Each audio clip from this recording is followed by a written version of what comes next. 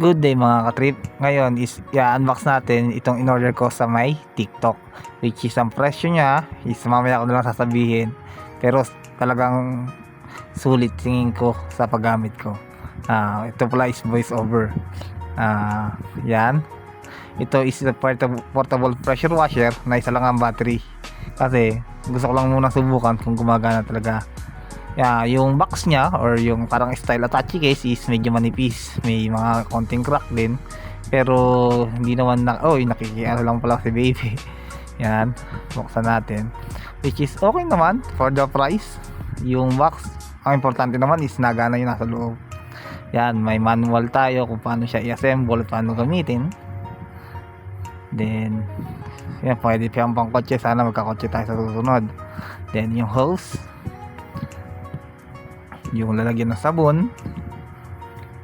Ayan, mga gamit sa pag-assemble ng ating pressure washer. Yung battery, yung charger, naipit, at yung mismong pressure washer, portable siya. Yan yung nauso sa ayos. Then ngayon bubuuin natin siya. Gupitin lang natin muna yung tape. Pag-ingat kayo sa paggamit ng gunting. Yan, assemble natin siya.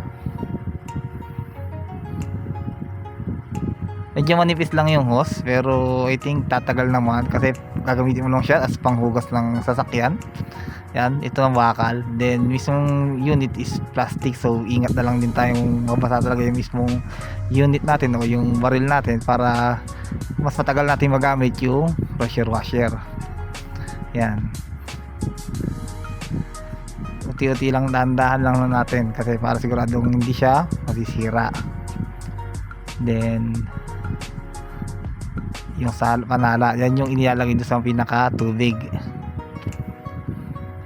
Kailangan, pero mas maganda kung malinis na tubig din na rin ang gagamitin nyo para maiwasan natin magbara or mapasukan ng dumi ang ating pressure washer.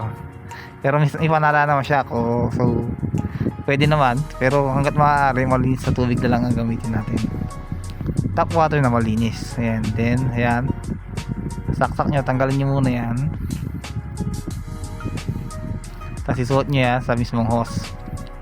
Nagkaan din siya as lock para hindi basta-basta mahugot. Ayan, medyo ano lang siya, persahin mo talaga sa una, pero pag naikawit mo na yan, kahit di mo natanggalin kasi naitutupin, naro-roll up naman siya. So yan, ayos na yan. Yan yung dalawa, ayos na yan. Ito is yung bala nung kung tusok ba yung buga ng tubig or pa spread. Yan, try din natin yung mamaya. Tapos talbak din natin yung battery. So yan, pwede natin siyang testingin mamaya. So goods na tayo dito sa part na to. Sa battery naman, yan yung saksakan niya. Hindi siya pansinin pag hindi mo siya hanapin. So ngayon, try natin i-charge. Pag nakasaksak siya, yung charger is kulay green, ibig sabihin full din yun. Pero pag sinaksak mo siya, nag-red, ibig sabihin wala naman or ongoing yung charging. Pag nag-green siya, is full na. Ngayon, isa-try natin kung gumagana yung pressure washer. Pag yung pula yung binala mo is yung straight na tubig ang lalabas o yung mas malakas yung pressure. Pag naman pinalitan mo siya nitong white, yan, siya yung pa-spread, yung talagang mas magandang panghugas, hindi siya ganun kalakas. Yung isa is sarad sa mga sulok-sulok na madumi, kaya I think mas magandang gamitin yung white. Then syempre kailangan mo ring sabunin after mo basain. Yan, sabunin natin para mabango, tapos makinang ang ating motor. Syempre hindi natin naiwasan na dumumi yung motor natin sa araw-araw na ginagamit. Talagang malilinis mo siya ng maayos, lalo na pag ginamit mo yung kulay red na which is yung mas malakas yung pressure sa mga ilalim na pinuputikan. And then syempre yung white, pag talagang babanlawan mo na siya, yun ang maganda kasi pakalat yung tapon ng tubig nun. Yan, kita nyo sinasabunan ko siya, talagang medyo less effort tayo sa part na to.